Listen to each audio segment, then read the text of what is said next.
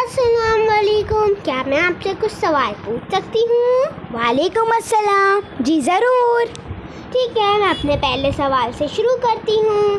سوال: حضرت یوسف علیہ السلام کس ملک کے حاکم تھے؟ جواب: حضرت یوسف علیہ السلام مصر ملک کے حاکم تھے۔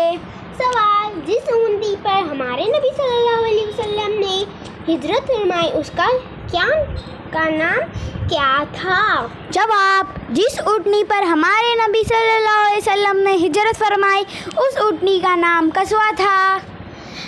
سوال: اللہ اور رسول کے کعب شعر کس صحابی کو کہا گیا ہے؟ جواب: اللہ اور رسول کا شعر حضرت حمزہ رضی اللہ عنہ کو کہا گیا ہے۔ سوال: مفسر قرآن کس صحابی کو کہا جاتا ہے؟ جواب: مفسر قرآن حضرت عبداللہ بن عباس رضی اللہ عنہ کو کہا جاتا ہے۔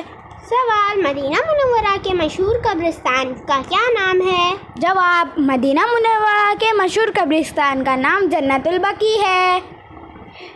السلام علیکم، میں آپ سے کل سوال پوچھوں گی۔ وعلیکم السلام۔ Please like, share and subscribe our channel.